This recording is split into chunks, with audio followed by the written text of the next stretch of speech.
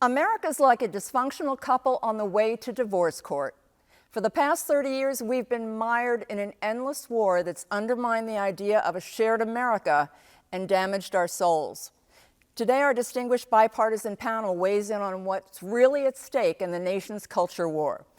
Joining us are James Davison Hunter, sociologist and executive director of the Institute for Advanced Studies in Culture at the University of Virginia; Dana Nessel, Michigan Attorney General; Suzanne Nossel, CEO of PEN America and author of Dare to Speak, Defending Free Speech for All; and Randi Weingarten, president of the American Federation of Teachers. And we're honored to have you all with us. And James, I'm going to start with you. 30 years ago, you wrote a book about the conflict over flashpoint issues, the politics of abortion, of race, of gay rights, the same issues dividing people today. Back then, activists told you they felt like they were in a war. So you called your book Culture Wars, The Struggle to Define America.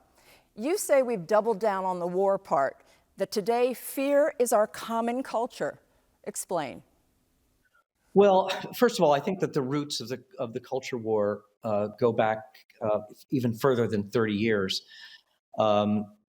This is a culture war in two senses. It's a culture war in the sense of a conflict over cultural issues, a political conflict over cultural issues.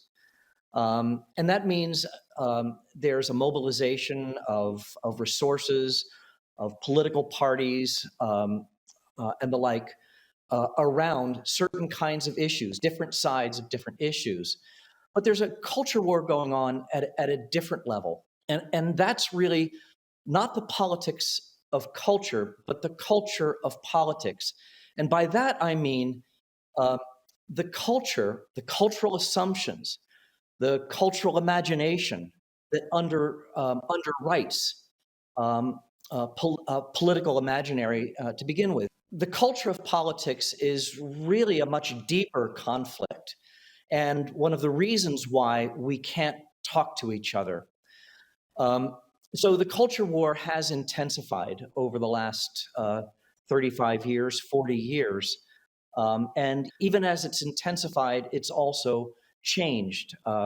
It's been reoriented. And I think part of the common culture under all of it is a common culture of fear.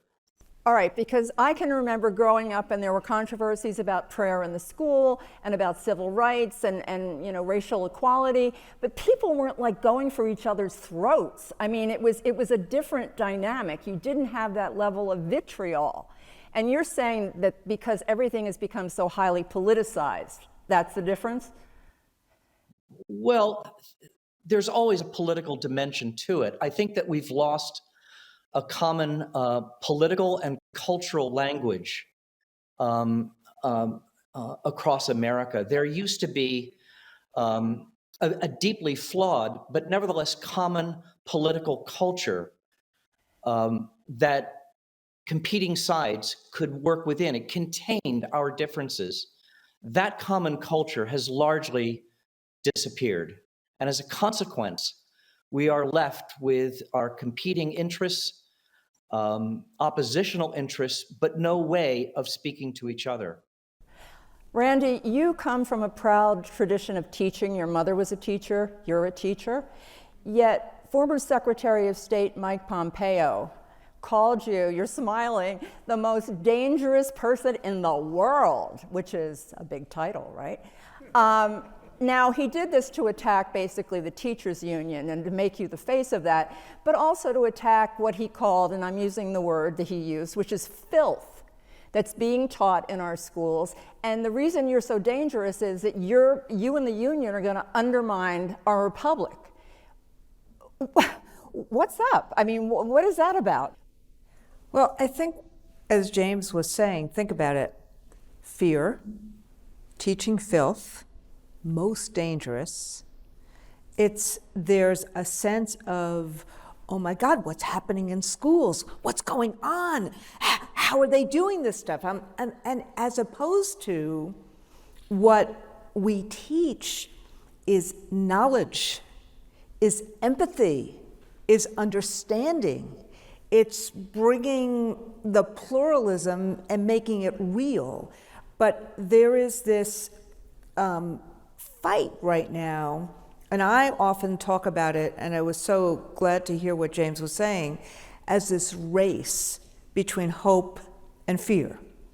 And the tribalism that happens right now, there's not a lot of places where people who are different actually mix with each other. And public schooling is one of those few places. Let's take sex education as an example. There's always been a tug of war, back and forth. Parents, they're not quite sure how much they want the kids to know. Again, this is the dynamic is very, very different now. And you have parents who are legitimately concerned about the notion of, proposals with transgender kids using bathrooms and all this stuff. And they really are concerned about the kids and trying to be sensitive. What's the role of that, do you think, in this? So I think that, look, go back to the Scopes trial and Darwinism and the teaching of evolution. Go back to what happened during the HIV/AIDS crisis. There's always been tough crises within schooling that we have had to mediate and navigate. And so one of the things that is actually right about what you hear underlying the parent right movements is that parents need more agency. Just like teachers need more agency, there needs to be more conversations. Schools need to be trusting environments. And so the processes by which you approve a book, you do a curriculum, there needs to be real transparency about it. The problem is that when you end up doing a book ban or you censor education or history, there's a whole lot of other parents who are saying, what happened to my kids? But what we really, in every one of these situations, whether it was sex ed, whether it was any conversation about labor rights, about gay rights, whether it's conversations about biology, about COVID, conversations any day. When something terrible happens in the world, as a school teacher, what do you teach your kids? How do you approach it? All of these things, underlining through line, teachers and parents need to have a voice at the table so that there's trust. So even if you disagree on an issue, if you trust each other to be doing the best interests for a student or for a child, you are going to be able to be successful. Dana, you are the first Jewish person ever to be elected as Michigan's Attorney General. You're also the first openly gay individual to be elected to that post. And your job is really to protect the public interest of all Michiganders. And yet, you have been caught in this cultural conflagration. You and your family have received death threats. And I guess I want to ask you, what is at the heart of that sort of attack on you, a stranger? These folks don't know you. What drives that? I think really when you're talking about any of these issues, when we really saw a change in America, in my state, in the world, I think social media drives a lot of this and the way that people are siloed. And if I could just say, I remember back, when I became an attorney in the 1990s, I worked as a prosecutor and later as a defense attorney in the biggest courthouse in Michigan, the Frank Murphy Hall of Justice in Detroit. And every day we would see people who were of all faiths and all sexual orientations and, all, ethnic backgrounds. But we didn't know really that much about each other, except for that we interacted with clerks and deputies and judges and opposing counsel. And you got to know people really just as people. You talked about things like, your kids and where you went on vacation and just sort of those kind of mundane trivialities of life before you ever knew if somebody was a Democrat or a Republican or if they were gay or any of those things. So that later on, if you did learn that stuff, you already knew that person. And you could say, well, I don't want to do anything that is hateful or discriminatory against that person because I now know them as a human being. But we start off in a place now where, upon first contact, like you already know everything about a person and you already have these misconceptions, these perceived misconceptions that have been, I think, exploited, frankly, from America's enemies who want to drive these wedges and these divisions. And we never really get to know each other as human beings anymore. And I think that the internet, again, has allowed people to threaten public officials in a way that they feel is fairly anonymous that they could never do in previous times. And it's just, I don't know, it's exploded into so much hatred and divisiveness and animosity. I wish we could go back in time and just not have social media anymore. I think we'd be in a very different place. James, I see you're wanting to go ahead, please. No, I agree. I think that's exactly right. I don't think that social media is at the heart of the cultural conflict, but it aggravates it. Mm-hmm. It intensifies it. It makes us abstractions of the real human beings. And I think that a big part of what we need to recover, and I'm not even sure it's possible, but is to remember that there are human beings underneath the abstractions that are used in social media. You forget that. Dana is absolutely right about that. Suzanne, I want to ask you, you wrote an op-ed in which you quoted Pulitzer Prize winner Art Spiegelman, who wrote the Holocaust classic Maus, who talked about the fact that he's never lived in such an Orwellian society, that it's not about right versus left, that this is a culture war that's spun out of control.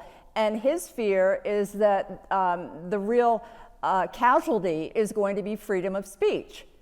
How worried are you about that? No, I'm very worried. I am the CEO of PEN America. Our mission is focused on freedom of speech, and we see it as being under threat from the left and the right. On the left, we have people calling for books and journalists and entire perspectives, viewpoints to be shunted out of our discourse. We have people piling on online to stigmatize and expose and humiliate individuals with whom they may disagree. And coming from the right, we are dealing with this ferocious movement to ban books and curriculum in our schools and in higher education, shunting whole ideas and ways of thinking, whole subject matters, identities to the margins within our schools.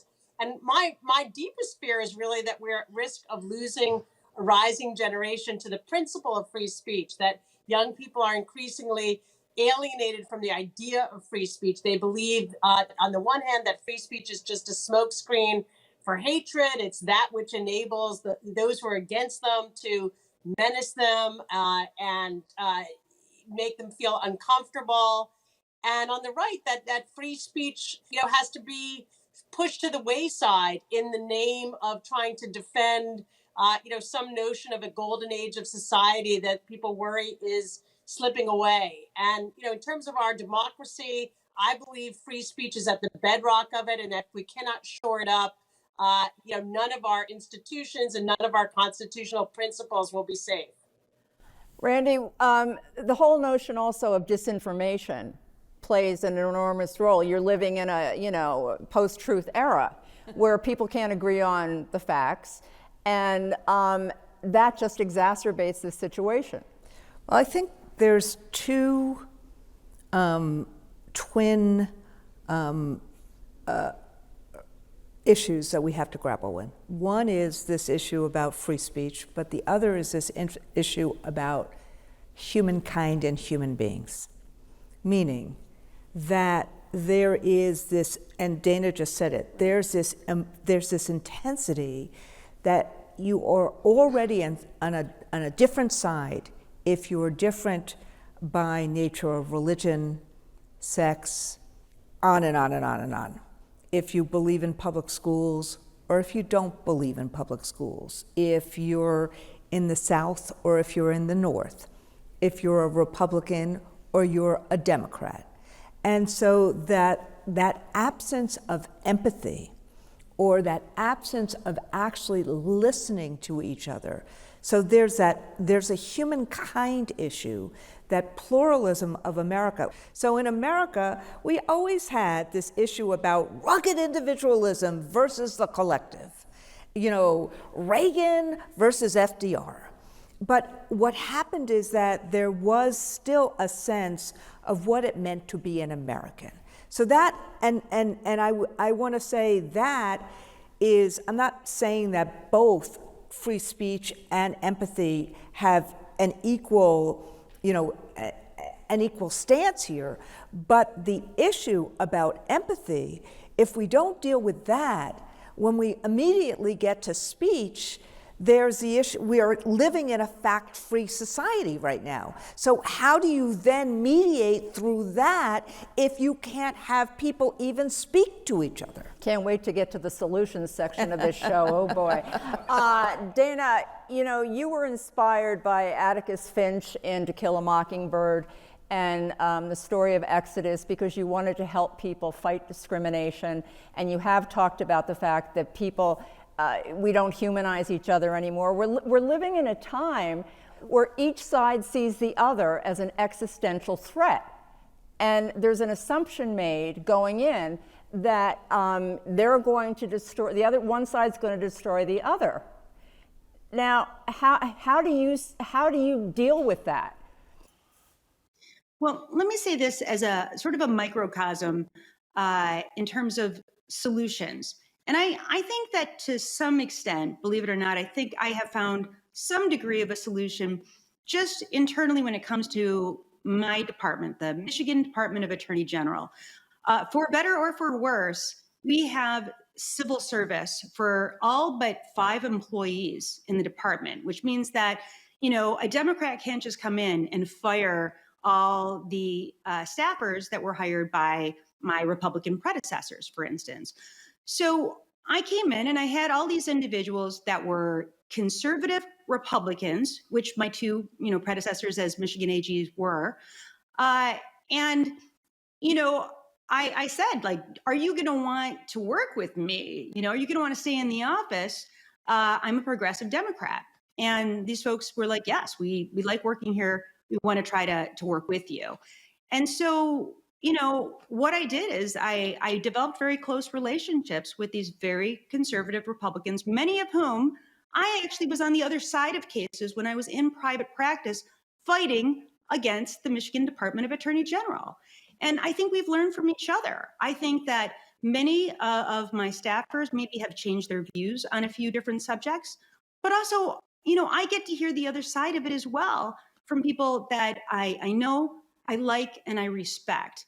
And so my Solicitor General, who is the top appellate official in my state, she is a Catholic, a very devout Catholic, a conservative Republican. Same thing with my Deputy Solicitor General.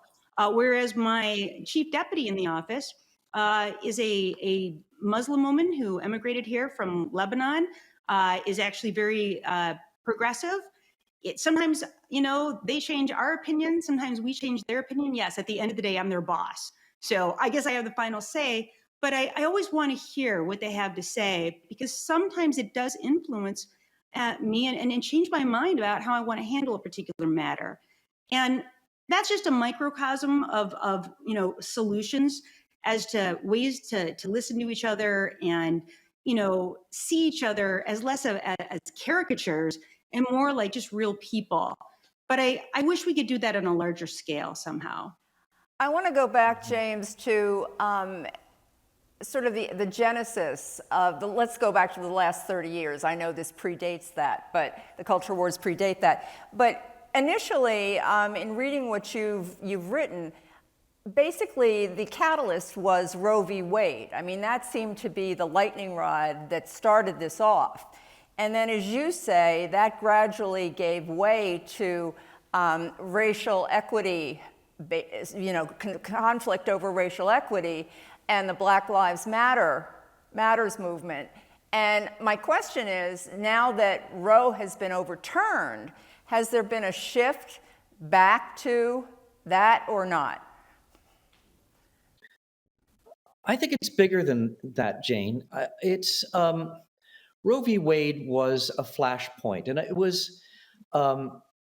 it became an issue when it was nationalized through the Supreme Court. That's when the politics of abortion became really intense, and it was really the flashpoint of a larger debate about sexuality, about the family.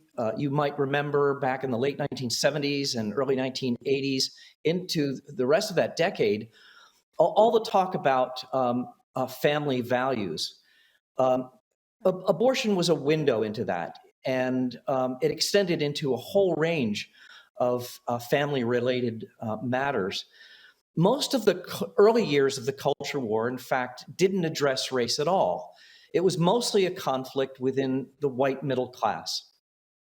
It's really only, and it wasn't that race wasn't an issue, it just wasn't elevated into the kind of intense debate that it did after the murder of George Floyd. I have to ask you, James, because you've been observing this really closely. Does the intensity of this surprise even you or not? It does. And I think that's part of what's changed in the last 30 to 40 years. I would mention a couple of things. One is the end of the Cold War. With the Cold War, for the most part, left and right had a common enemy. And when the Cold War came to an end, instead of finding an enemy outside of the United States, people turned inward to the enemy within. That was one factor. Another factor was some of the great successes that progressivism had through the 1990s and 2000s, in particular, gay rights. This was long the bête noire of conservative Christians. So the success of gay rights was an important factor. The third element that intensified things was the Great Recession. Because in the Great Recession, progressives, for the most part, who are now more and more representative of the well-educated professional and managerial class, they survived it relatively well. The lower middle, and working classes have never really recovered from the Great Recession, and its horizons of opportunity have continued to shrink, which leads to the fourth factor, which was Donald Trump himself, because though he was a man of great privilege, he understood both the cultural and economic resentments of the working and lower middle classes and played them with insolent ease. I think those are some of the larger macro factors that have contributed to the intensification of this conflict. I want to mention one other factor, which Dana, I know, has a real, I was going to say passion, I'm not sure that's the right word, but given that you are a member of two minority communities, basically, you have a real strong feeling about the separation of church and state. And that's something that has also changed recently, given some of the Supreme Court decisions. Would you comment on that? Yeah, well, it's essentially this novel idea, and I feel like I have a good command as to how it came about. Having tried the marriage equality case in Michigan, the third and what I hope to be final time that a case of marriage equality is tried in a state or federal court in America. But what essentially happened is that you had folks who were on the losing end of a lot of LGBTQ cases and issues, and decided that the best way to fight back for those who opposed the advancement of LGBTQ rights was to take the First Amendment and instead of using it as it had traditionally been used as a shield against discrimination, to use it instead as a sword to skewer those that that you oppose. And we've seen this, of course, in all the major LGBTQ cases. And most recently, of course, when we're talking about whether or not non-discrimination laws can be utilized to protect gays, lesbians, transgender people. And now this novel idea that, again, is fairly recent, where, the Supreme Court has essentially said that you can discriminate against someone based on their sexual orientation or their gender identity if somehow your religious beliefs feel compromised by that. And so I think that, quite honestly, I feel like that's done grave damage to the advancements that were made. And now, whether or not somebody wants to serve me a cup of coffee, if it can somehow turn into, well, by me having to serve you a cup of coffee, somehow that, is compromising my religious beliefs, then really, what any civil rights issues, I think, start to fall by the wayside in some way, shape, or form.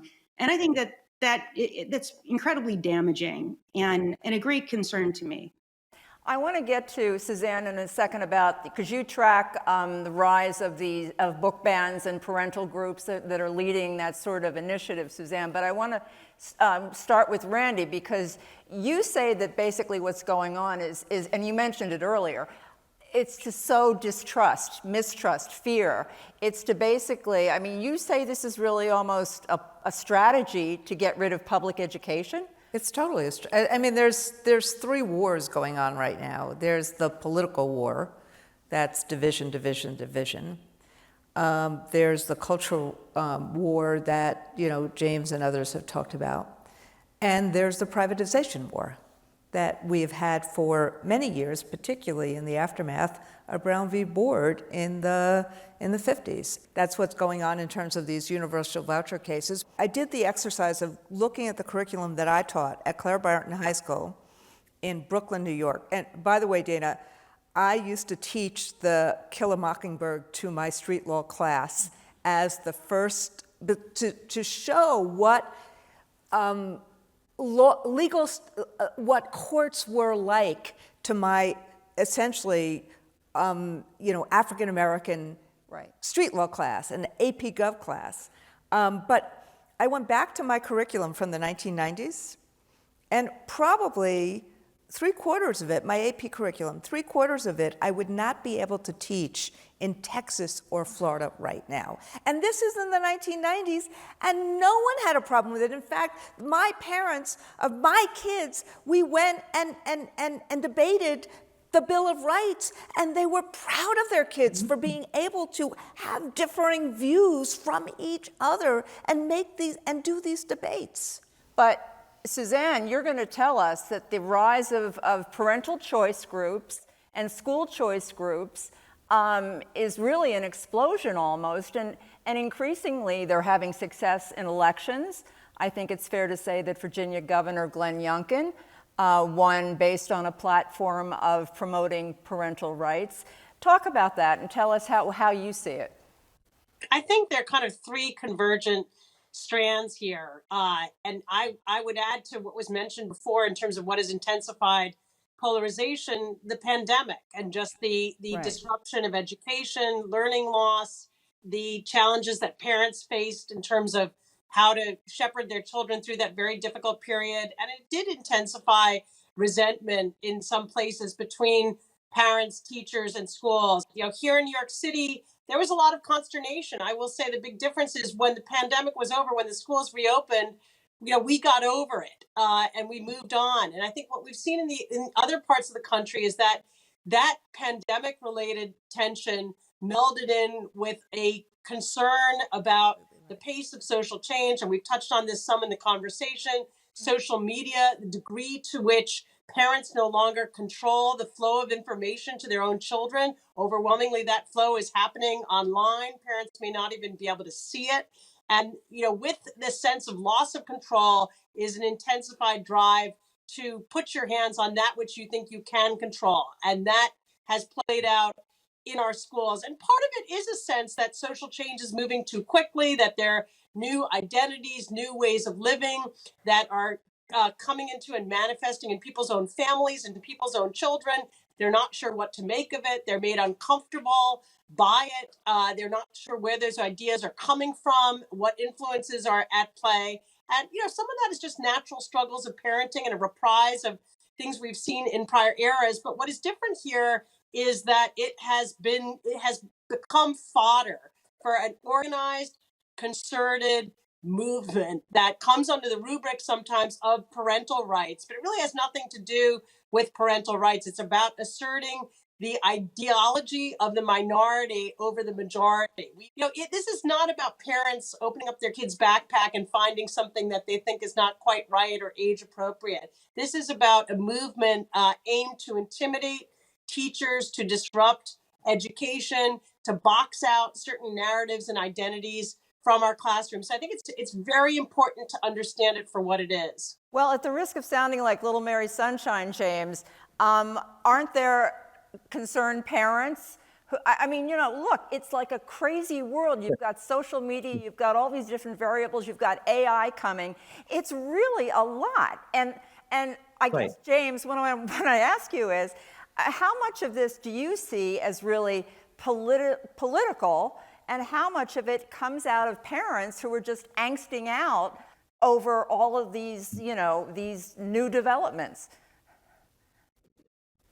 Well, look, our politics today have become a symbolic politics, and part of the conflict over education, parents' rights, and so on is ultimately about the nature of education, not what it does on a daily basis, but what it symbolizes.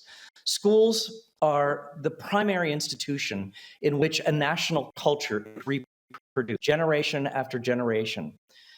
And part of what animates the conflict over the schools are competing ideas and hopes about American society, what it will become. And parents are caught in the middle of that in part because at the same time, we have this kind of this epistemological anarchy. There is no common authority by which anyone can agree on anything. We no longer believe in God across the country in the same ways. We don't. So God is no longer a common authority. We no longer believe in a common humanism. It's no longer a foundation of authority by which we can resolve disputes. Science is completely disputed. So what common authority can bring us together by which we can sort through things? The other element to this is that progressives, for the most part, dominate the leading culture-forming institutions of American society. They are overwhelmingly influential in higher education, in science and technology, in advertising and entertainment, in social media, and so on. And what are the institutions over which conservatives have any remaining influence? Well, it's mostly local politics, local and national politics. And so they play that card, the political card, because it's really the only set of tools that they have at the national and local level to influence our public culture. So it is, ironically, a movement that was always about small government is now playing the political and governmental card to the max, and I think to their own discredit. I do at this point want to turn to more solutions and how y'all see this as being something that we can approach step by step. And Dana, James just raised the whole issue of conservatives serve on school boards. They get elected. It's may not be sexy. I shouldn't say that, but you know what I mean. It's sorry. Well, you know, everybody wants national politics and national federal politics. The point is that Don't worry, somebody will ban you for saying that. probably I'll be canceled. It's okay. But the point I'm making very seriously is that conservatives knew that that's where they could, as James was talking about, get power. So this is really about winning elections as much as anything, right?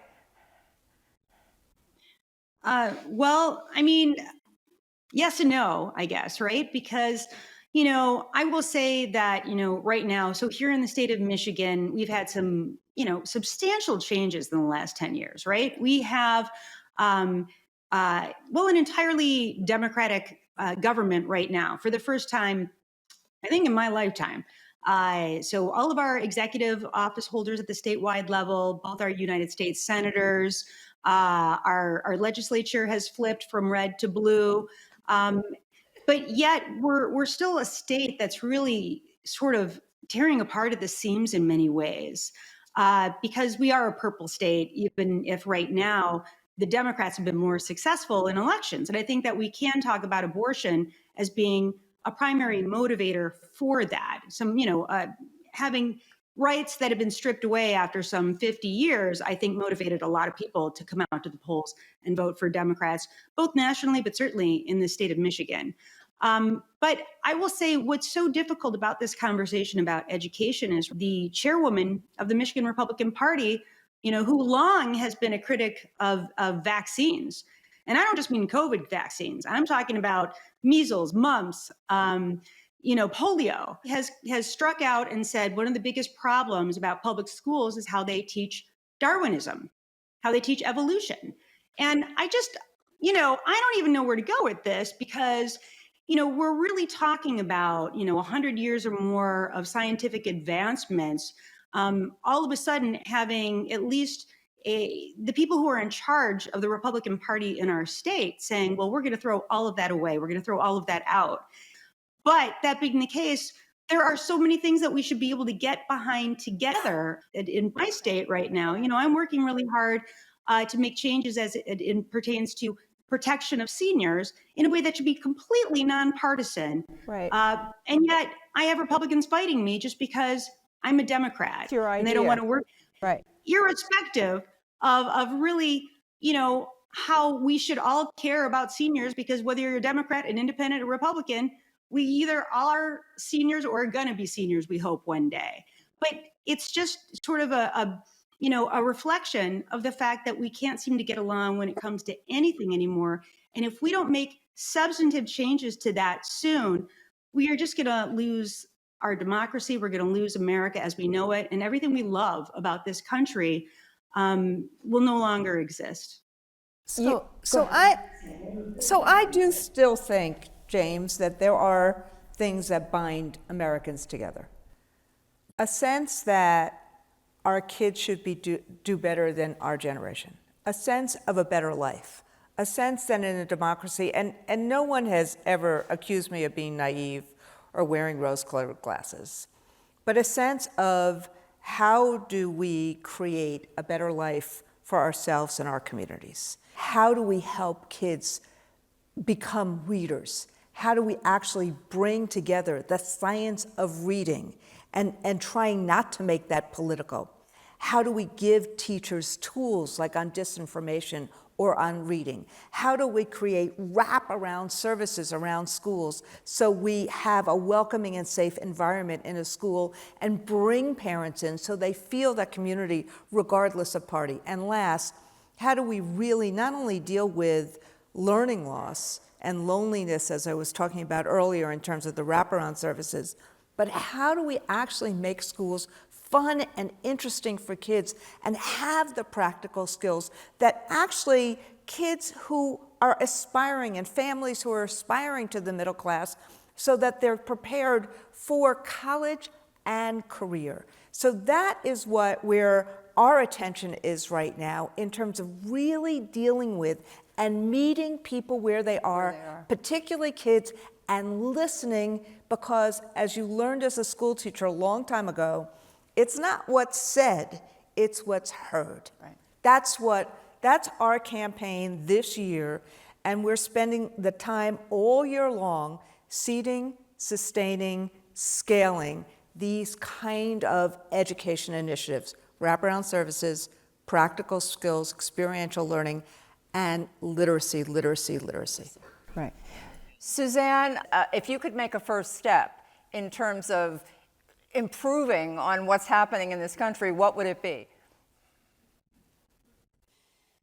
Probably long term, I would say doing a much better job teaching our kids to navigate the information ecosystem that they inhabit. We give kids 12 years of education on English language and literature, which is wonderful. We should never back away from that. I think they need at least, Randy would determine exactly how much, but 4 or 5 years of a course on how to digest what you're taking in from social media, how to understand where it comes from, how to seek out the information that is credible, how to detect information that is false or misleading. The pace of the distribution of that information is only going to accelerate. I think this is a generational thing. I think it should be embedded in every public school curriculum. We've made some progress, but we have not scaled this to anywhere near the level that I think is necessary to equip kids to deal with the world that they're living in and figure out how to find trustworthy, reliable information. In the immediate term, I see no alternative to leadership. I think we need leadership to stand up to these forces, to stand up for the truth. There's been a concerted effort. The reason why experts and scientists and credible journalists are so distrusted is the result of a concerted campaign waged from the top to convince people that it's fake news, that it's not to be relied on, that they should dismiss everything they hear or call it into question.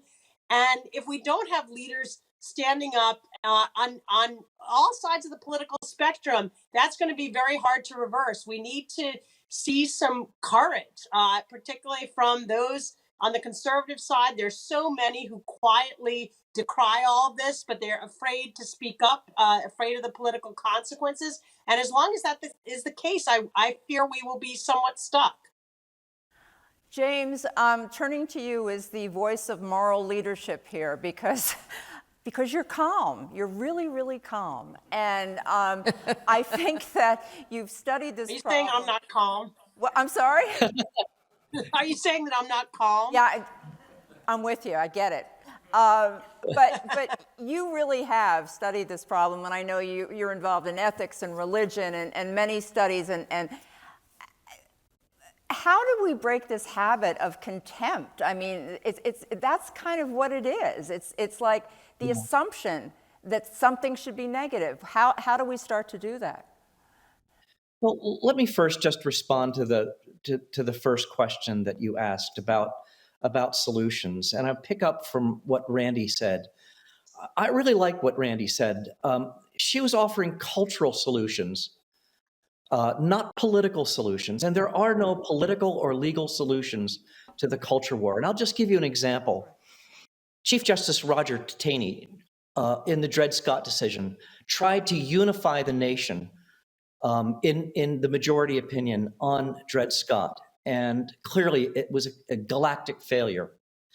4 years later, we were at war. Through the Emancipation Proclamation, through winning the war, the Emancipation Proclamation, and the 13th, 14th, and 15th Amendment, slavery was overturned. But this was also an attempt to provide political and legal solutions to the problem of slavery. And while Reconstruction was not a complete failure, this is a society that had still not worked out the problem of unequal humanity. And as a consequence, the worst parts of slavery were simply reconstituted into Jim Crow, Code Noir, lynching, the Ku Klux Klan, and that legacy continued for over a century. It continues to today. Let me just fast forward to Roe versus Wade. Again, an attempt to impose a national solution on a cultural problem, on a nation that hadn't worked through the differences between a woman's right to choose versus the humanity of the unborn. The overturning of Roe versus Wade clearly changed the terms of the debate, but it didn't resolve the underlying cultural solution. So we do need to engage each other at a human scale. We do need to engage each other culturally and more deeply than we do. And we're looking for shortcuts through politics and the law. And while they have their place, no question about it, these disputes are far more complicated than what the law and what politics can address. And not least of which is the mutual contempt that we have for each other. These are human issues, not legal and political issues. I'm glad you keep clarifying and making that point, because I'm not sure people think about it in those terms. So that's really, really important. Dana, you have twin sons in college, Alex and Zach, and I would imagine that watching what you've gone through with death threats and being attacked and targeted and everything else has been harrowing for them. But I guess I want to ask you, sort of the last question for you is, what do you want them to take away, or what are they taking away from growing up in a culture that marginalizes Jewish people, marginalizes gay people very often? How are they growing? Well, as is the case with virtually all twins, very differently. And you know, one of my kids has gotten very deeply involved in politics and is actually the president of the University Democratic Club, and the other one wants nothing at all to do with politics whatsoever. And can definitely battle about whether or not the Lions are going to become win the Super Bowl, which they are for sure, is how we're feeling. You heard it here, right? Never happened before, but it's just about to. But something struck me that my totally apolitical sports, nut son said to me just yesterday, and that he said something. He has friends who are in Israel, and he just put something out on his social media saying, basically, I pray for the safety of my friends. And boy, the vitriol that came back to him. And he said, I will never say anything political again out loud ever, because I don't want, the blowback that we all get from just even voicing our opinions on almost every topic that there is right now. And so I really hope that, first of all, we need to do something about the algorithms as they appear on social media right now. That's something that Congress can do. Congress can pass artificial intelligence technology restrictions that will at least help to not, widen the divisions that we have. But at the end of the day, we're going to have systems in place where people come together, again, not on social media, not on MSNBC or Fox News or anything like that, but just in person together as like human on human, and get to know each other like we used to in the good old days. Because if we don't do that, if everything is through technology the way that it is right now, and everything can be people being put into silos into one thing or another thing, and something we love or something we hate, we'll never solve this crisis that we're in right now. And I certainly don't have all the solutions, but I just often feel like, boy, if I could just sit down with certain people and get to know them and have a conversation with them and talk about our families and talk about, what we eat for breakfast and talk about the latest episode of 90 Day Fiancé, which is very non-political, but will make you feel better about your life choices if you watch it. We'll all be things watching. like that. But things like that, if we can just get to know each other again, just as people. And so however we can go about doing that, I think it will really help to heal us culturally and heal us on a national level. James, that's a tough act to follow, but I'm going to ask you, you've been quoted as saying that giving up is not an option, that you have to have hope. You've studied a lot of this problem. Do you still have hope? Well, yeah, because I think that despair is not an option. I think despair is simply not a democratic option. It's not a human option. But we have to realize, too, what's at stake. And what's at stake is that a post-truth democracy is a contradiction in terms. A democracy without some kind of common hopes, without some kind of sense of a common fate, is impossible. We are at risk of losing our democracy.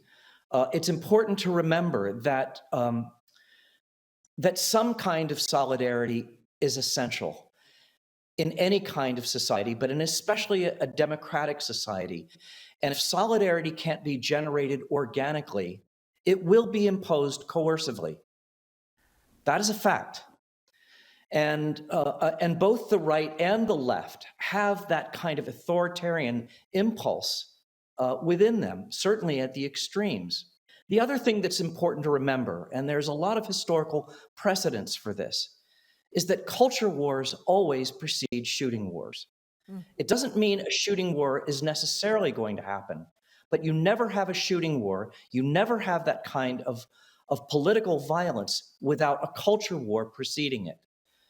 So we've already seen plenty of signs that this is in the offing, that this is an option that's being considered by factions on all sides of the culture war, and most prominently right now, certainly from the right. Right. So there's an awful lot at stake, and I do believe I love some of the things that Dana said about engaging each other at a human level, of changing the algorithms. The problem is that so many of those initiatives to transcend the warring hegemonic projects, they're mostly local, and it's very difficult to scale those up to a national level.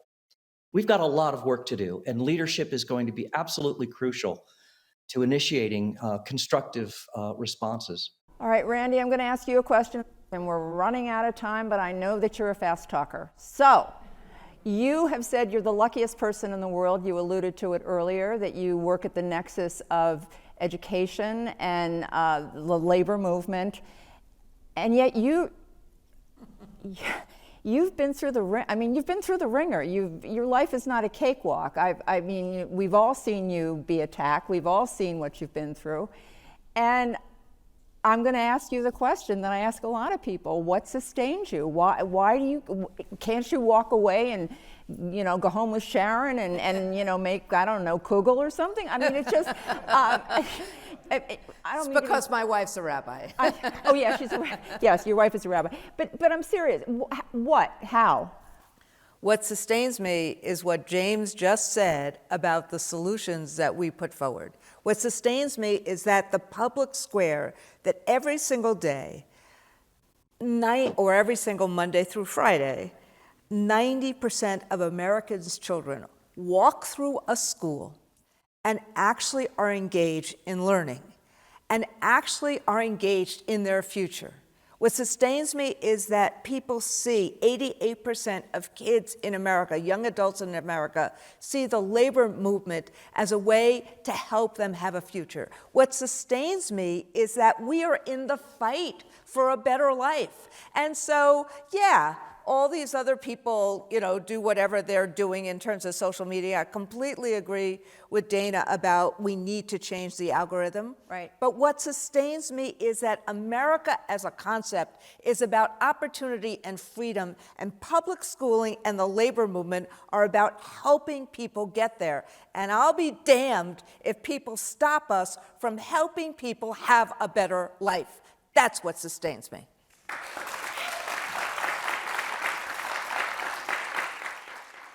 Well, all of you have been absolutely crucial to this discussion, and we're so grateful you've been with us. And we're going to end, as we always do, on a silver lining, which we hope gives people a little bit of hope. And today's silver lining is about an activist who defied being canceled by the culture wars. Zoe Zephyr ran for office because she thought it was the best way to fight for social and economic justice. In 2022, she became the first openly transgender woman to be elected to the Montana State Legislature. But when she called out a bill that would restrict gender-affirming care, her majority Republican colleagues formally banned her from returning to the State House floor. After she was silenced in her own state, Zoe and her crusade catapulted to the national stage, where today she continues to champion transgender rights. We're grateful to our extraordinary guests for their insights and inspiration, and to you for joining us today. Until we see you back here next time from the Frederick Gunn School in the other Washington, Connecticut, for Common Ground, I'm Jane Whitney. Take care.